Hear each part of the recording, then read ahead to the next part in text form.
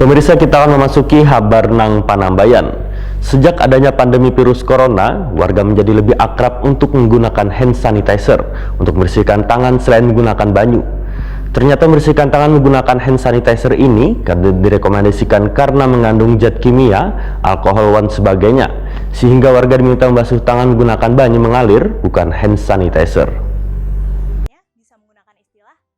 Sejak adanya pandemi virus corona, warga menjadi lebih akrab untuk menggunakan hand sanitizer untuk membersihkan tangan selain menggunakan banyu. Ternyata membersihkan tangan menggunakan hand sanitizer ini kadang direkomendasikan karena mengandung zat kimia, alkohol, dan sebagainya. Kepala Dinas Kesehatan Banjarmasin Dr. Mahli Riyadi, Wetakone Prima TV Jelang Tengah hari Senin 26 Oktober 2020 memandahkan, Dinas Kesehatan berupaya menumbuhkan warga untuk membasuh tangan dengan menggunakan banyu karena hand sanitizer kalau sering digunakan bisa menyebabkan iritasi. Sehingga kebiasaan warga untuk membasuh tangan di banyu nang mengalir ini harus ditumbuh kembangkan. Menurut Mahli Riyadi, membangun kebiasaan warga membasuh tangan dengan sabun wan banyu mengalir lebih bagus daripada menggunakan hand sanitizer. Mahli Riyadi pun meminta warga untuk meninggalkan hand sanitizer karena hanya bisa sebagai alternatif bila sarana basuh tangan menggunakan sabun wan banyu mengalir kada tersedia.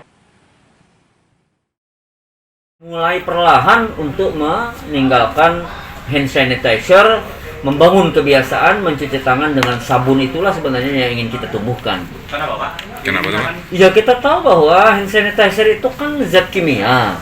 Menggunakan zat kimia, alkohol, dan zat yang lainnya yang kalau itu yang sering kita gunakan pada tangan kita mengakibatkan tangan ini menjadi kering. Ya, tangan kering, panas, dan justru pori-porinya semakin lebar, mudah sekali terjadinya iritasi. Ya, disitulah sebenarnya kuman bisa masuk. Ya, beda sekali kita rasakan dengan mencuci tangan dengan air yang mengalir.